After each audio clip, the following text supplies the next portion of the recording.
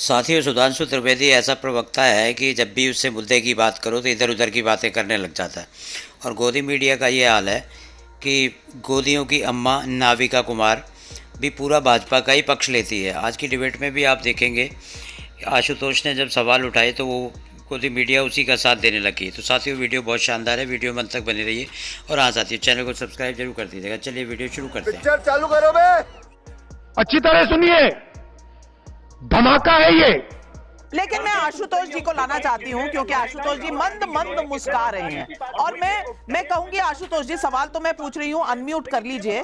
कि मैं आपसे पूछना चाहती हूं, आज सरकार की तरफ से जब प्रधानमंत्री ने जवाब दिया तो उस हर मुद्दे पर बोले जिस मुद्दे का ऑपोजिशन कई बार सवाल उठाकर कई बार सरकार को घेरने की कोशिश करती है, चाहे वो मणिपुर हो, चाहे वो नीट एग्जाम्स हो, चाहे वो तमाम चीजें, एमएसपी हो, किसानों के लिए हो, नौकरियां हो, तमाम चीजों पर प्रधानमंत्री ने बोला। अग्निवीर पर भी जवाब दिया उन्होंने लोकसभा में। लेकिन एक मुद्दा जो प्रधानमंत्री ने उठाया, और मैं इस पर आपकी राय जानना चाहती हूं।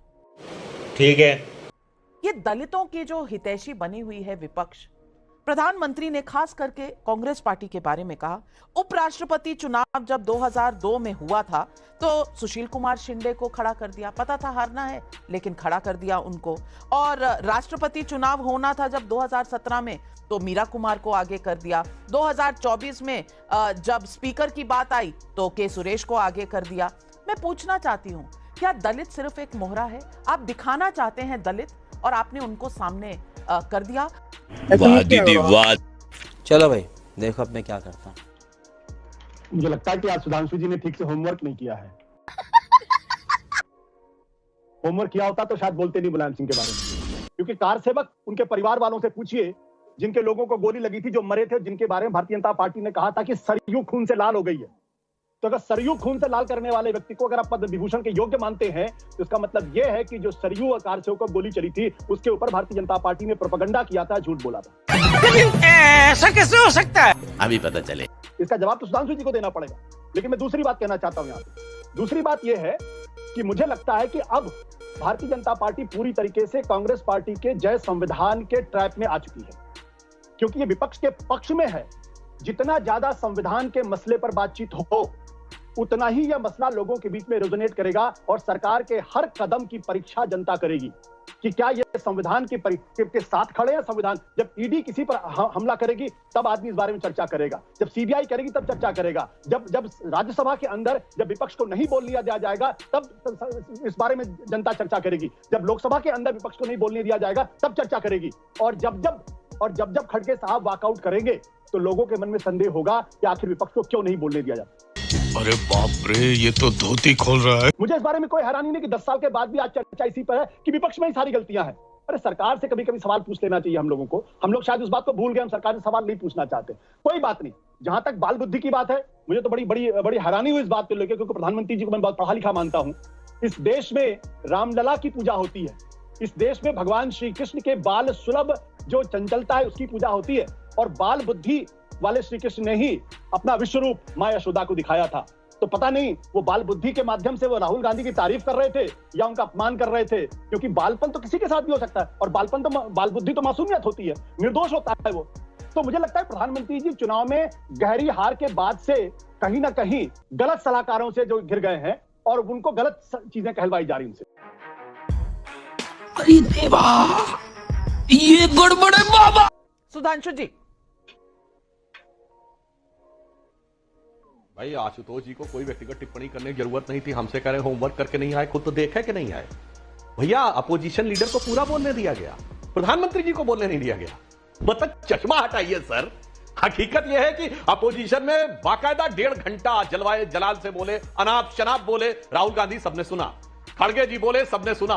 प्रधानमंत्री जी के बोलने के दौरान पूरी तरह नारेबाजी होती रही। राज्यसभा में प्रस्ताव मैंने रखा था, पूरे टाइम नारेबाजी होती रही और मुझे उस शोर शराबे में बोलना पड़ा। इतना तो कम से कम जानकारी ले लीजिए। और आप ये कह रहे हैं कि बाल बुद्धि और बाल उस पे, साहब अब हम आपकी बुद्धि पे क्या कहें।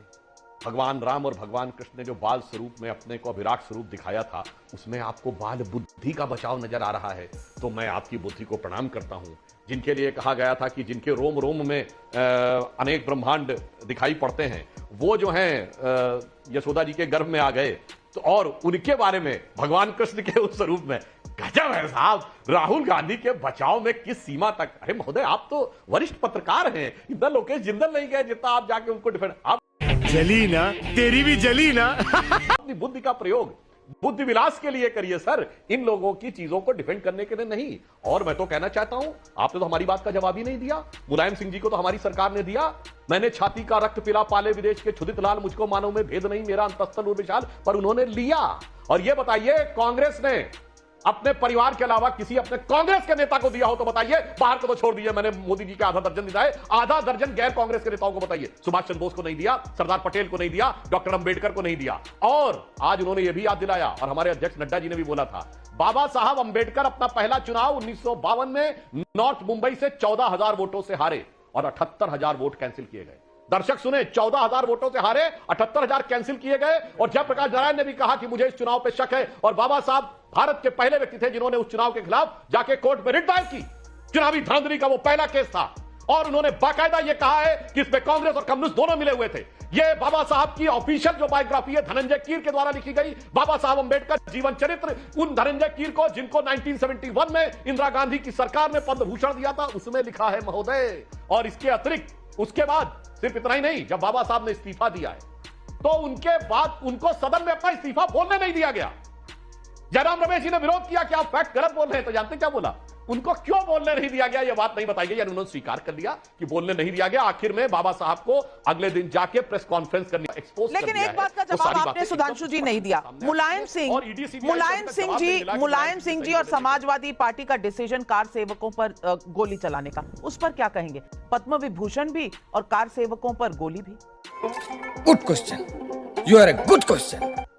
हाँ, जो आपने बात कही, बिल्कुल मुलायम सिंह जी उसके लिए बिल्कुल विलन है, इसमें कहीं कोई दो राय नहीं। जैसे पीवी नरसिम्हा राव पे बहुत सारे आरोप भी लगे, मगर पीवी नरसिम्हा राव ने बहुत सारी चीजों के बारे में भारत की आर्थिक नीति के बदलाव में एक महत्वपूर्ण भूमिका भी निभाई।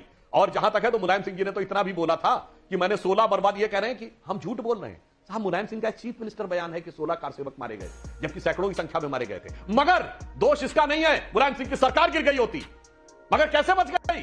कांग्रेस के समर्थन पे बची। मैं दर्शकों को याद दिलाना चाहता हूं, निश्चित रूप से आशुतोष जी को याद होगा, 425 की विधानसभा होती थी, 180 सीटें जनता दल की थी, और वो 56 सीटें जो भारतीय जनता पार्टी की थी। हाथ उठ रहे हैं, बहुत से हाथ उठ रहे हैं। पहले आशुतोष जी, फिर विवेक साइलेंस जी आ रही हो। आशुतोष जी, सपोर्ट देके मुलायम सिंह को देखिए, मैं कहता हूं कि सुधांशु त्रिवेदी जी आज होमवर्क करके नहीं, यार ऑन रिकॉर्ड कहता हूं, डंके की चोट पर कहता हूं, इसलिए कहता हूं कि सुधांशु जी का मैं बड़ा सम्मान करता हूं, बड़े पढ़े लिखे आदमी हैं, लेकिन आज, अरे मैं अब मुझे बोलने दीजिए। सैकड़ों कार सेवकों को गोली मारने वाले शख्स को आपने पद विभूषण दिया। विपक्ष को बोलने दिया गया कि नहीं? अब इतना झूठ मत बोलिए सर।